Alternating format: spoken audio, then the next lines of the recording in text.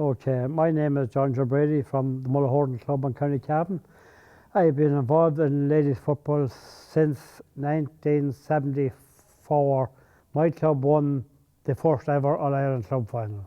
When we'd go to a meeting in Hayes Hotel back in 75, 76, there'd be only 6 or 7 people like that, you know.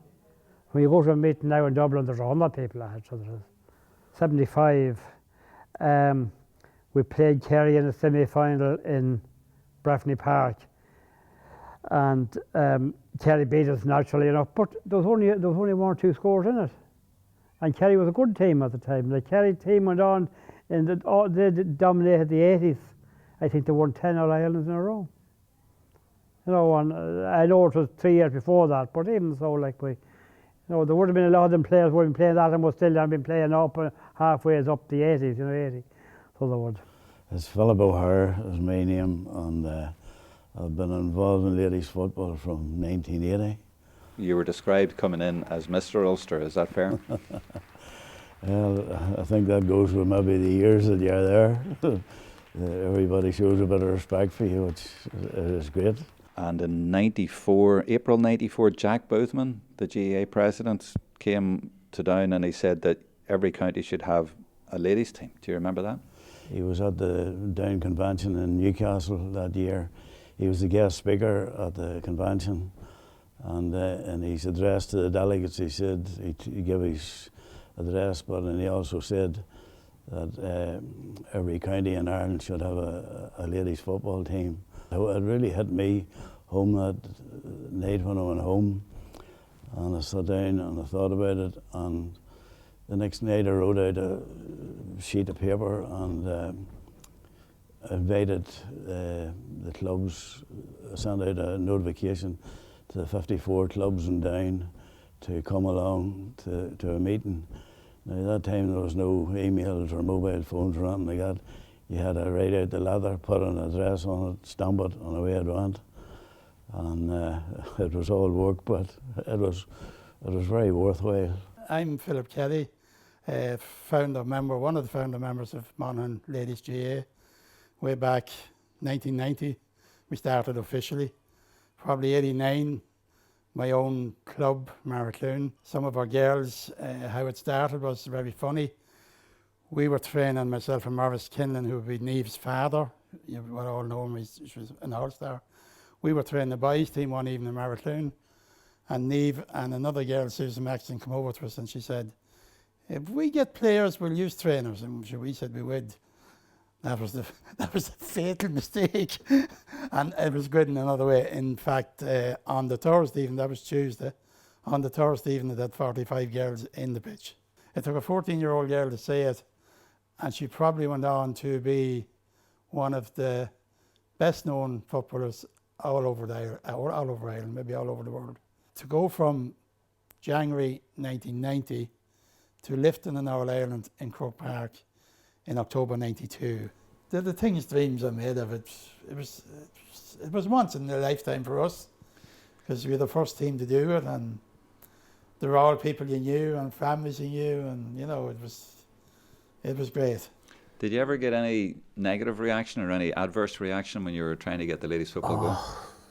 That's another story, isn't it? Like, let's be honest. I mean, we had people within our club that were hurling and camogie orientated, and they didn't want, to be honest, they didn't want ladies football because they were scared of losing players to ladies football from camogie, and other clubs in this county were the same. I mean, this county, when I was starting out, I think it was only about 68 teams overall, 68 teams, and after that it just got better and better, and now I think there's 20 odd teams in Antrim at the minute. There's 4 different leagues,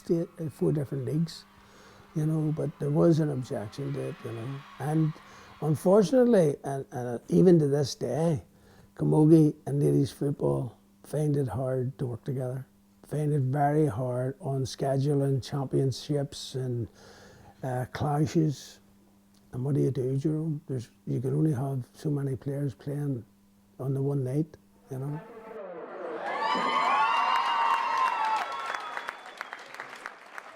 And then when you came to Belfast, how did you find that sort of dynamic in Belfast? Where was ladies football at that point? So that would have been 2009. So active communities, I went for the GAA specific job, which meant that one of my main focuses was females. So that kind of landed me then trying to take the Antrim development squads, their underage teams, along with Seamus and Sean McKenna. There wasn't many underage club teams, but at the minute they're popping up every direction. Clough-Mills, Cargan, like everybody has them.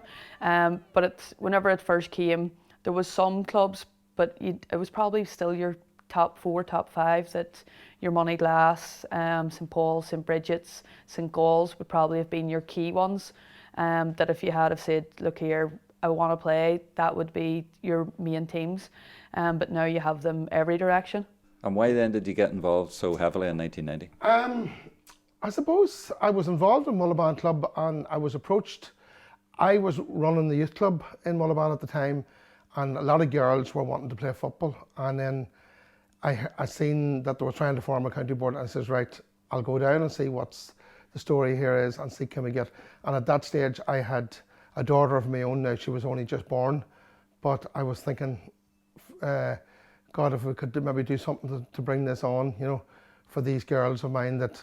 And it turned out I had 2 girls then come along, and they both played Gaelic football. But I wanted to try and see if we could get, because there was a lot of girls in Monaghan that were all very good at football, you know, but there was no outlet for them, you know. So.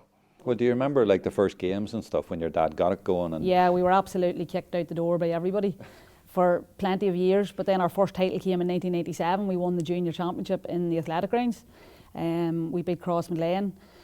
I think I was sent off that day, and I think I had a younger sister stretchered off who got a player of the match award whilst laying on the stretcher outside the ambulance. We still have, well, actually the bigger laugh was mommy trying to capture it on probably a Kodak camera type thing, and telling people to get out of the road so she can get a photograph. It wasn't that how are you or what's wrong with you laying on a stretcher, it was about getting this photograph with the player of the match. So yeah, that was the first title in 1987. So I still have the very first set of jerseys that Dad, he obviously took the financial hit because the club were very wary about pumping money into this idea.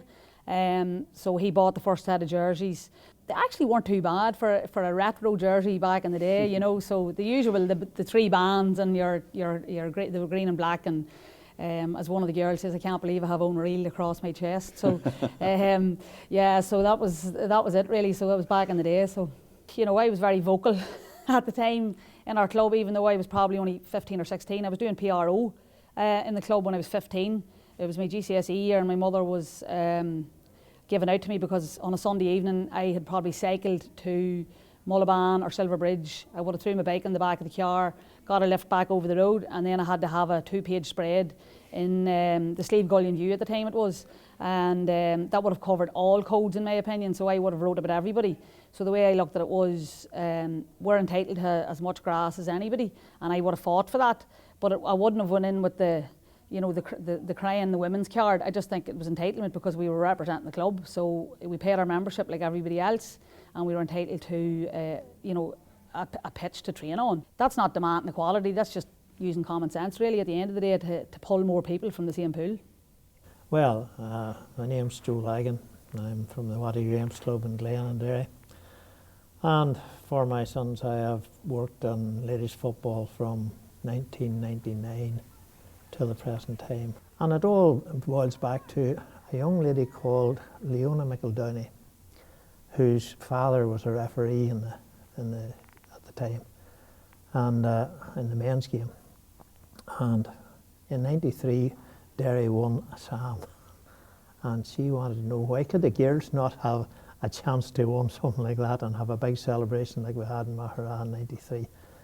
And they got in touch with Philip O'Hare, and Philip was president at the time, and Philip organised a meeting, and a number of clubs, five clubs turned up. And is that what you were most proud of? Well, no, I think my proudest day was she was captain of the team that won the county championship, and the county chair was a bit on the shy side and said, "Will I do the presentation for him?" And I think that was one of my proudest days, to get presenting her with a cup for the county championship. She was captain of the Glen team that day. And we've won 3 Ulster intermediate titles since, but that still was a day that I'll remember. Do you have photographs, or do you not need photographs? You have the image in your I mind? have the image in my head, and I can still feel the hug. What do you remember about, say, the breakthrough to win Ulster Senior for the first time? Well, it was nearly like winning in All Ireland to win Ulster title. What about the success of Tyrone? How significant was that? What do you remember of that? Because, I mean, they got all the way. Tyrone, like every club gets a term at it, but as I said, Union's really on and McCool's, but then Tyrone came and they were a special team, Tyrone. They were a great team. And Geraldine was the outstanding player with them. Like, and once they got the ball to Geraldine, if it didn't go over the bar, it was in the net. Like, you were guaranteed some score from Geraldine. And just a special girl, Geraldine, as well. I think she's probably one of the most down-to-earth footballers I have ever come across. Why do you think Donegal progressed so quickly in the early years? It seemed to go from 0 to 100. What happened there? I think when once the clubs started getting set up, one would see what the other was doing, and one wanted to outdo the other, and everybody wanted to get a team. Was the progress that was made in the early years in any way linked to Donegal winning their first Sam Maguire in '92? Was there a kick on there? All it would have been now, because I'll tell you, every young girl was out kicking football with the boys at that stage. The '92 All Ireland really did set them off, there's no two ways about it. And I think there have become a lot of new clubs formed after that as well. But they all wanted to be a part of it. And do you remember those days as sort of being great fun with all that excitement and new numbers and all? We used to have great crack. I remember going to send the foremast to girls in Donegal town. I used to have 3 dogs, my bit, the dogs used to get out and the girls used to run and the dogs run with them. But we used to have a lot of crack like at that time, because it's like, you weren't all that serious, but it was great crack too, it was very enjoyable. When did you first come across ladies football? I mean, I'm thinking the first time you actually saw a game being played, whether it was on TV or live. Right. Well, it's an interesting one.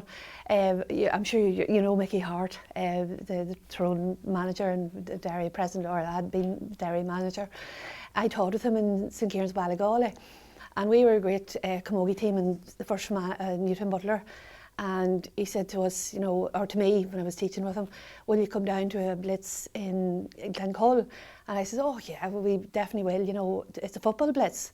So we got our girls together, and because we were a good team and we've been winning, you know, a lot of time, you know, in Fermanagh, we said our team should, you know, would do rightly at football. Well, we hadn't played football at all, but I knew we were skillful, like in, you know, in games and all. And we went down and we played Coyle, and we won it. So that's where my first meeting and that was in 1989, actually. My father actually was Mickey Hart as well, because I was Hart before I got married, and I remember telling my daddy, you know, you'll not believe who I'm working with. And he says, who's that? I says, there's a man called Mickey Hart. Oh, sure, I know him. He plays for Tyrone. Unfortunately, he died in 1990, but we played at home, and he always said, you know, that I was just as good as the boys. And that I could sometimes, now this wouldn't be, I don't think you should maybe cut this, but he used to say that I could run rings around them. So the first meetings we went to were in Omagh St Enda's, in the changing room in Omagh St Enda's. So in those days there was just 2 benches along the walls, and everybody sat on the 2 benches. So that's sort of the first introduction that I had to sort of the administration end of football. Our club would have lived out of boots of cars, and all the footballs were kept in them, and you just had to find out that day where your training was, and that was it. So it took a long time for it really, I suppose, to become something that was recognised as it was actually going somewhere, and it wasn't going away, you know, it wasn't going to die out, it was going to become, as it is now, the biggest female sport in Ireland, you know. So it was the idea of Rosemary Carson, and only for her, I don't think it would have happened, or it may have happened at some stage, but she just took the bull by the horns, and she decided we're doing this, and I'm sure she's more than surprised at how it has developed over the years. the start there, and there was I think 10 clubs showed an interest, and there's 40 clubs now in Tyrone, 40 ladies clubs, like, you know. So I don't know if anybody ever imagined that it would get so far, so big. It's all a lot more professional. It is. Well, you take a simple thing. You go to the dressing room with an Armagh team. First Armagh on the 14 team, we had no jerseys. I went to a firm in Gerry and they sponsored the jerseys. They didn't come on the Friday night. We played Tyrone in the green and gold old Monaghan ones, and I heard some of the Tyrone ones saying we wanted to beat them with the orange jerseys. You know, but I said, well, the next day as well. And of course, as time went on, we could get the better of them. But that's a very simple thing. You need to hand the jerseys. I remember another one, wee girl saying, oh, the jerseys are lovely. And she smelled them. She says, and my wife had washed them with Lenore. And that didn't happen. Like, you got other jerseys with holes in them and whatever. And this was that's only a simple thing. And I think people and appreciate things like that, you know. Can you tell me the story of how you came to get the Ulster Minor Club Ladies competition going? Well, I'll be dead honest with you. We had seen some fantastic underage teams, and I just says, well, I've done this for the boys. Why should the girls be left out? Why should we not have the same competition and see if the girls would? And you know what happened in Tyrone, you know, where Ulster Council just made the boys win a tournament. The ladies, Ulster Council took on board to take over the Ulster one and have made a fantastic job of it. They've done a fantastic job. And it all comes down to fair play across the board. Women shouldn't be any different from men. They should be given the same opportunities at underage to play the same type of competition. And fair play to the Ulster Council, and they were amazing. Paddy Donnelly and Gerry Doherty, and all these boys were fantastic. They wanted to promote the game. The ladies wanted to promote the game, and these people were all on board with that there. Do you remember any adverse reaction, you know, from men? You know, looking at the end of the game and going, what he's doing there? You know, did you have to overcome any particular things? Do you remember any little stories about that? Oh, there was plenty of that at the start whenever we were starting. When they were giving you the fields, like, what does ladies want to go out and playing football for? Sure.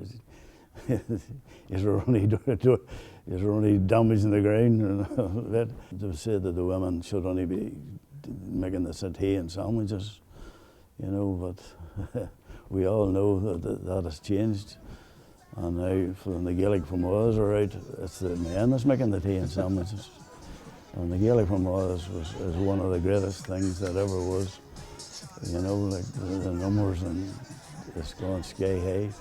They're having social games now every 2 weeks and two per month, but they all want to play more. They want a game every week now, so they do. But it's all good done and fair and good sport, and it definitely is one of the greatest things ever came about. The place was the Gaelic from Oz, and the people came out of retirement to play maybe one game a fortnight and enjoy the enjoyment they get, and they go to the club, they get a cup of tea, maybe they drink afterwards, and that's bonded an awful lot of people together. It's one of the greatest things ever. I've enjoyed watching the game develop and watch the girls develop, and not only at a personal level where I was coaching and that, but at a further afield level where I'm looking from afar and seeing over a long period of time how our game has developed and improved, and how our system of governance has also improved. And I've enjoyed my time. When you say governance, are you talking about the likes of Ulster? I'm talking about your Ulster committee. When I came into Ulster, they were not professional. They are nearly professional now. They are still not. There are a number of paid officials, but the big bulk of the work that's done by Ulster Council is still done by volunteers. but it's done in a very professional way. And the organisation that they have managed to build over the years is wonderful to look at. And a lot of other sports, I think, will be very jealous of the type of clients and volunteers that we have.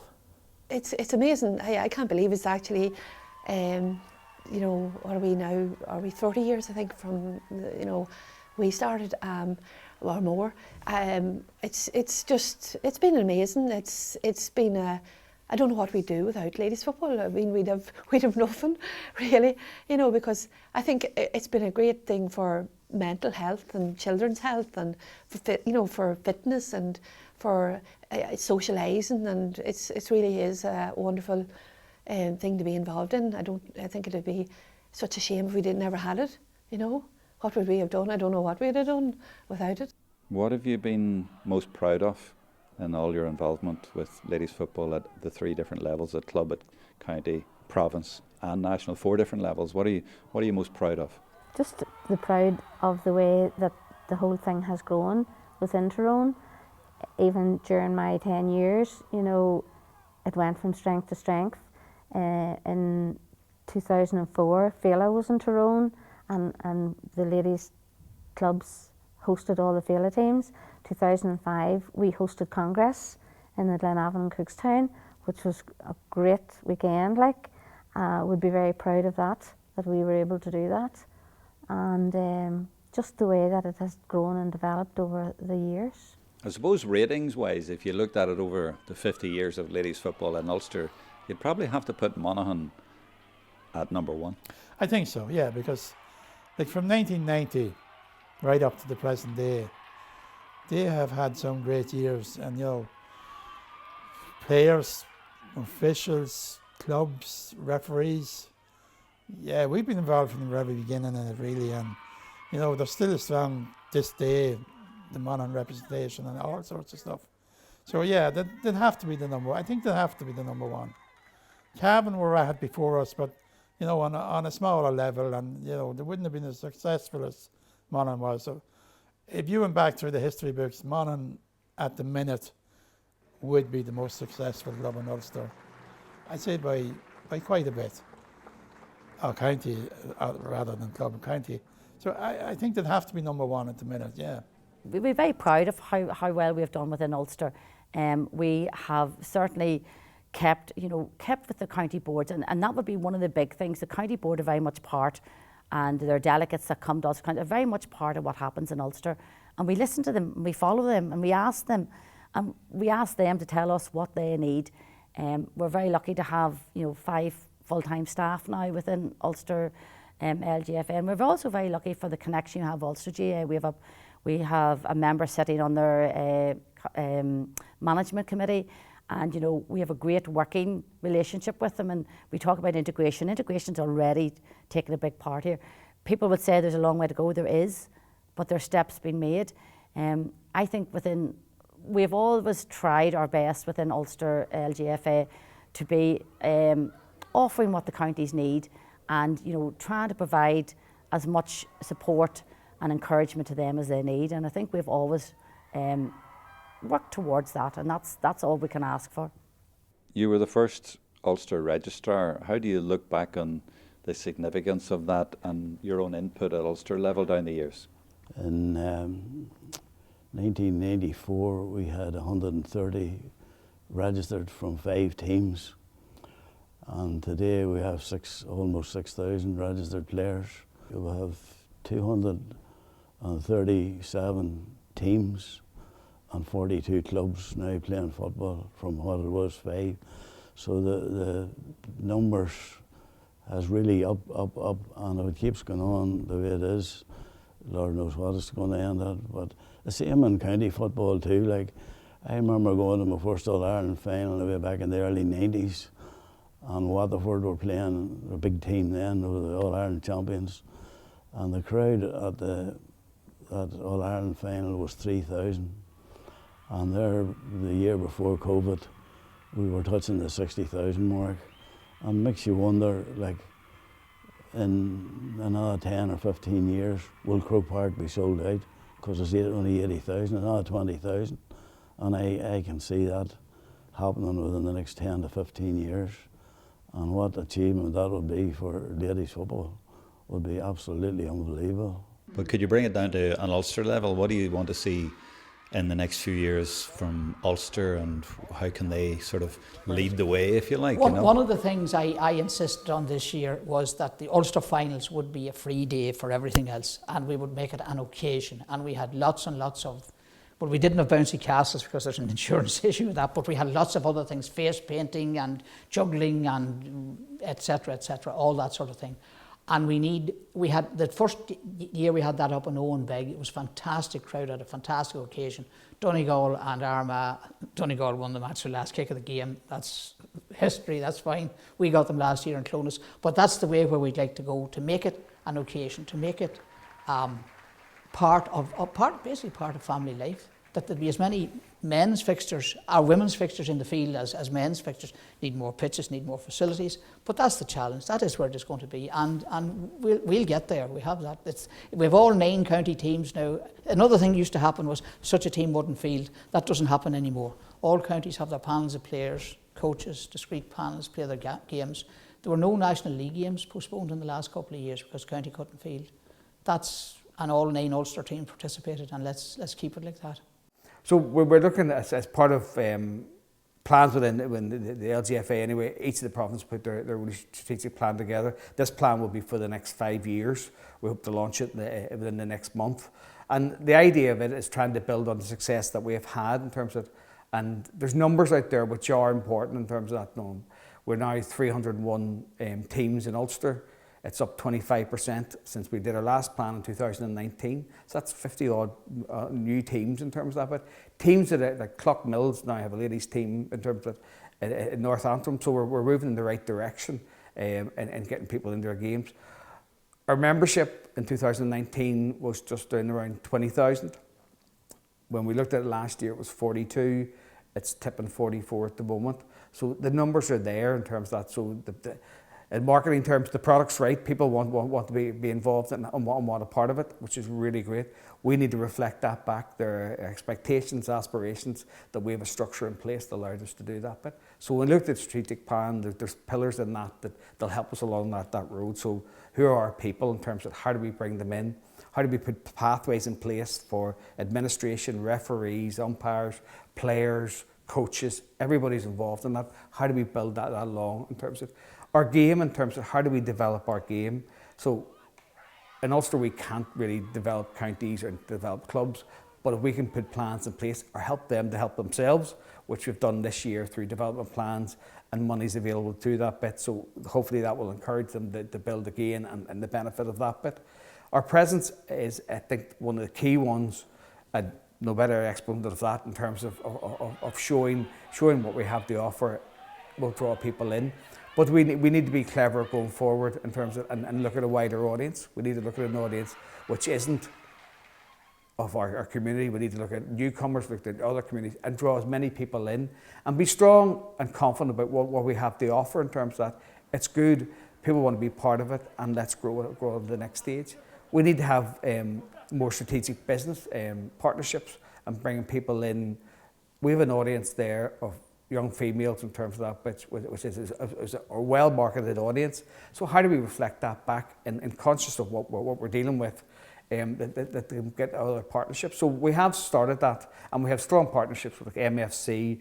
Be Bold was one of our brands that came on board last year in terms of that, but I think there's a bit of work to be done on that still. I'd like to see, and I remember talking to you before about this, I'd like to see a Brendan Martin Cup, an A Senior All-Ireland Championship coming to the 9 counties of Ulster. I know Monaghan have 2 in the 90s, but we need to break through that barrier. But going back to the success we had this particular year, I mean we have really punched above our weight at national level with Derry and under 14, and of course the baby Safs, as I call them, Antrim, and Cavan, Monaghan, all these counties, Armagh winning national titles. It's fantastic to see it, and it's great that we will bring that forward in the future. But that's the ultimate goal, is, and Fermanagh winning the junior this year, it has to be the A title that we need. We need to push that forward from now on. That's where That's, I think, where our success will ultimately be judged.